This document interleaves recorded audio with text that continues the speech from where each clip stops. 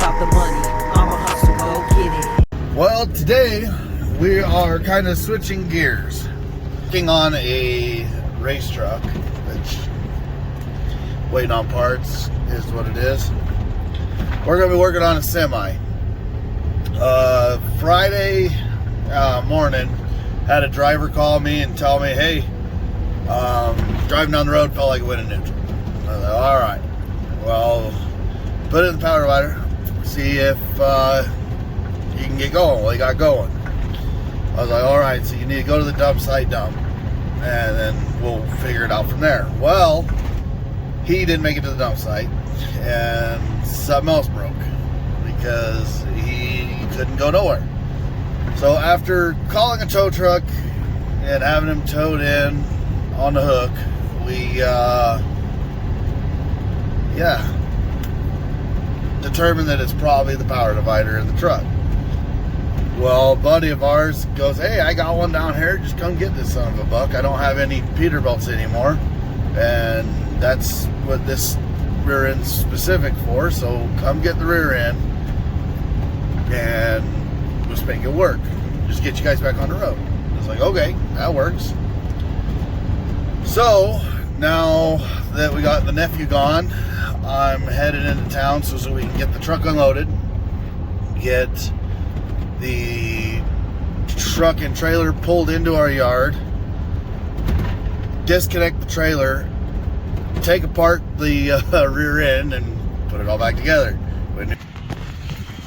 Well, me and Steven got the rear differential power divider out, and it's definitely broke on the front half. You can hear it clanging. We came over to grab something to eat really quick. We'll get back, I'll show you that. All right, so Steven and I got the rear end out, as I told you in the last little section. It is right here. The front section's what went out in it. The other one we'll have tomorrow. While we were waiting on parts and everything else, we're like, you know what, we got these fenders sitting here, why not use them? So we got them all mounted up on here, and the only thing we got to build is the center section, which ain't nothing. That's an easy little piece to build. Steven's drilling the new holes because the old ones were just a little too tall. So I cut the hole for this back here, got it in, and now we're getting them on for this truck. So me and Steven got called out on a service call. So you guys know, Steven actually works for us as our mechanic slash handyman slash yard dog. He's an all-around good guy. He puts in the work just like me, Corey. I mean, our drivers drive, but us three do a lot of the mechanic work. So we got called out on this truck right here, and the driver was dumping the bed when all of a sudden the truck just shut off. So we knew that that had to be something electrical. I called my buddy out with his ECM reader for these big rigs, and it showed nothing. Like, it would not read anything to do with the ECM. So we knew there was something wrong with the wiring. So we're gonna pop this hood really quick, show you where we started, and then we're going to show you where the problem was and what we did to fix it. All right, so where we started with it was, we took this, ooh, that light's gonna kill you guys. Let me do it this way. So we took the air cleaner out, we took this fuel filter off, and the other one that's inside the frame, which you can't, well, you can see it right there. We've replaced both those, tried cranking it, because of what this truck does. It is in the dirt a lot, and a lot of dust, and we have had it to where when you put a brand new filter in it today, he can go out to certain jobs and it'll plug it till it shuts off with it. We took this out completely. It was not plugged. It wasn't really all that dirty, was it? No, I mean, bad at all. It didn't leave a whole bunch of dust everywhere when we pulled it out like we have in the past. So we tried starting without that and with both new filters in. Nothing. So Once my buddy got there with his ECM reader, because this is a fully electronic Detroit Series 60, I was like, well, let's see what it has a code. Well, no codes would pop up because it wasn't reading the ECM. So we knew that it was a power problem.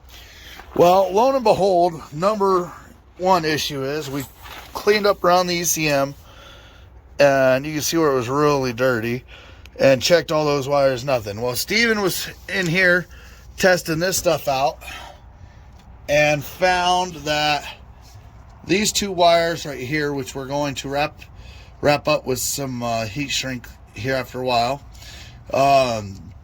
these two wires were rubbed through. Now, with those rubbed through, we thought, oh, well, maybe that's a problem. So we reconnected them, retried starting it, didn't work. Well, I started tracing back all the wires from here to the ECM, because I tested the power at the ECM and I wasn't getting no power, nor was I getting ground. So we came back here, I started chasing wires, and if you look right down in here, there's a yellow heat shrink butt connector right there. That's the ground to the ECM.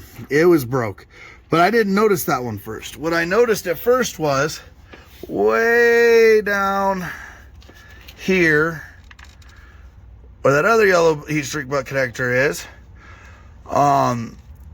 where the ECM power fuse was broke. So Steven crawled under, because my belly does not allow me to get underneath this tank, and butt connected this. I got on the parts for this, he butt connected that. Before we butt connected, I told him, touch those together, hold it, I'm gonna try starting it. Fired right up, no problems whatsoever. So we got everything reconnected and it fired up. Then the driver tells us, oh, I ran over the battery box lid. No big deal, it is what it is. He set it down so he can check grounds. He tried undoing everything that he did, as in, like, he lifted the bed, tried like rolling it forward to see if, well, maybe it just vibrated loose or whatever, and he forgot that it was there. It got run over. So with that being said, Steven and I get to build a new battery box as soon as we get a chance.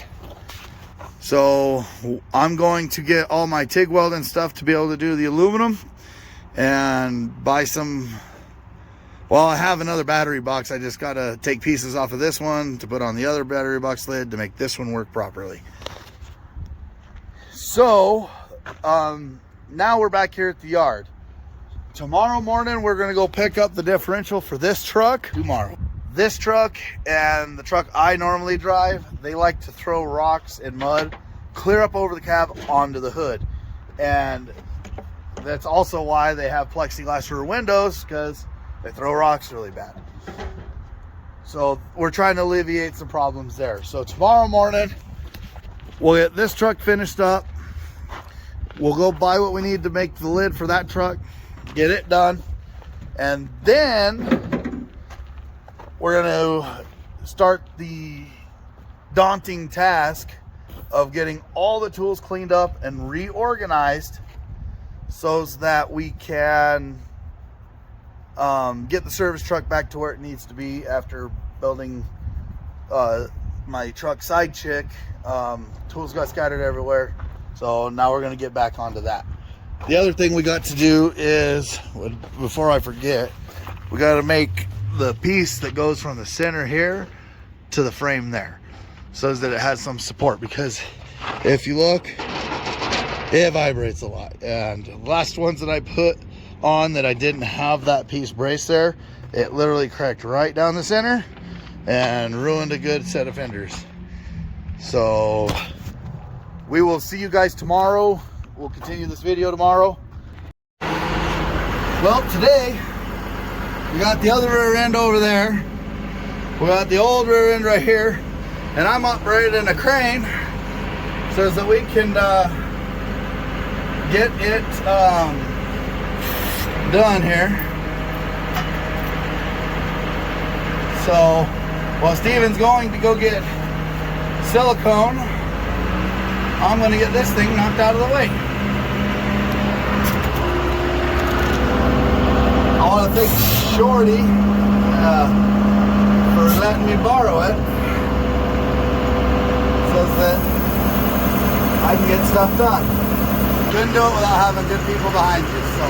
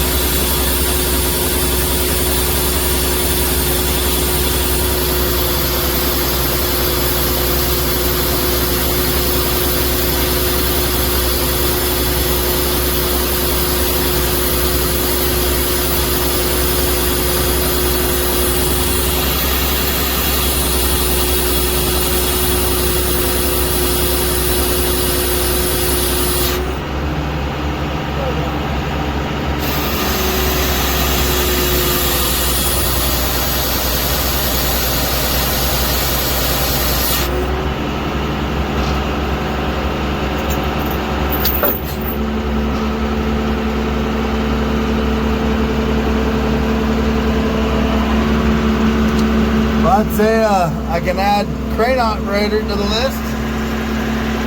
Never thought that would happen in a million years, but it is what it is. Alrighty, so we have got the differential in. We're gonna go to Peterbilt, get that one part that goes right there.